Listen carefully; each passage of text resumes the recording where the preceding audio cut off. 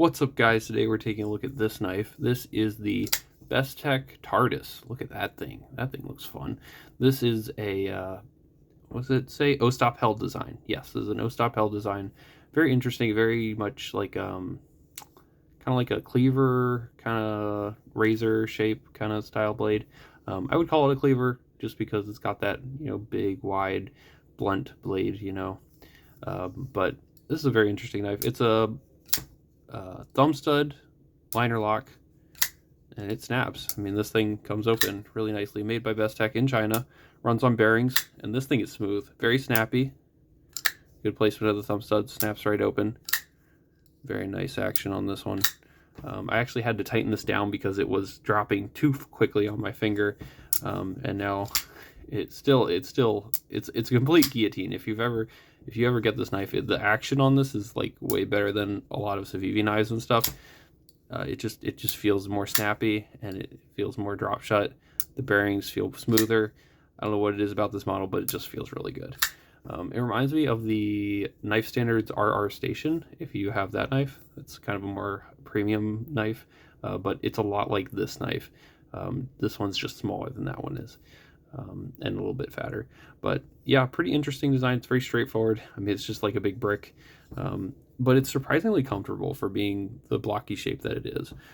They kind of chamfered this edge all the way down to, or this side all the way down to the edge, and so it kind of like accommodates your fingers really nicely, and you get that nice finger choil for your trigger finger. It feels really good, and then you got this nice long, razor blade. I like the amount of blade to handle ratio you get in this knife because they used the entire blade for actual blade, and they didn't put like a massive sharpening tool or anything. It just has a natural sharpening tool right there because it just stops.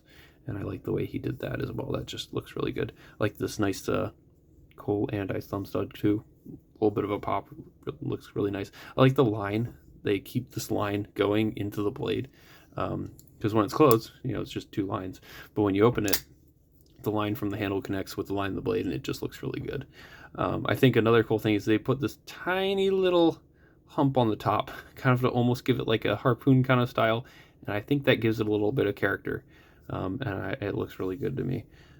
It kind of like stops your finger. It kind of stops the jimping. It's like an end point for the jimping where your thumb lands, and it just feels really good.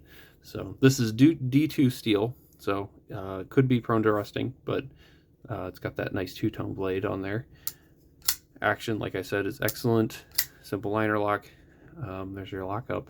Disengagement, pretty much drop shut like a guillotine, and then completely dead centered as well.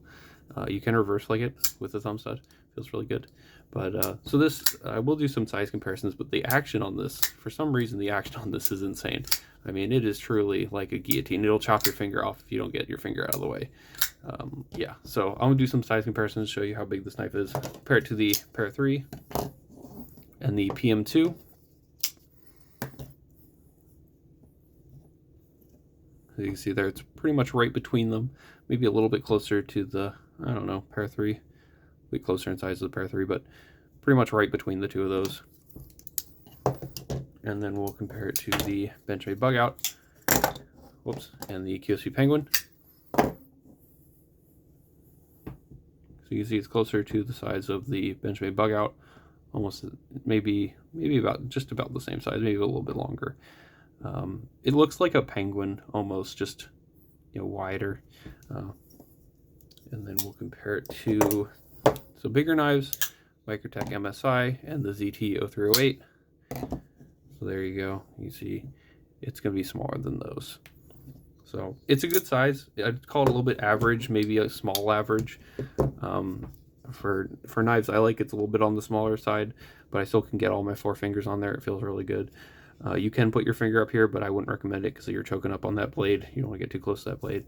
Nice. There you go. Besttech logo on there. It's got some jimping on the top. Feels good. Has a little bit of jimping on the liner. I love how they cut out this area so you get good access to that liner lock. It's a really good design that you're able to just very easy to disengage. Feels really good. And then this has no back spacer. It's got some barrel spacers instead, but this is interesting. Look at this pocket clip. I was not expecting it to have this pocket clip when I first saw this thing, and it's kind of like a little bit cheap and, you know, gimmicky to me. I mean, this is a very thin, it looks very fragile as well. It's a very thin pocket clip. It works just fine. I just wish it were wider and more substantial. I feel like this could break off really easily. I mean, it's probably fine. It doesn't look right. It doesn't look like it goes with this knife very well, at least to me. I think it should be a little bit wider, but that's just my opinion. So, but yeah, other than that, pretty good quality, budget, Besttech knife. So, yep, that's it for this one. Please let me know what you think of this knife. Let me know what you think of Besttech knives in general. And that's it. Please like this video, subscribe to my channel, and have a great day. Bye.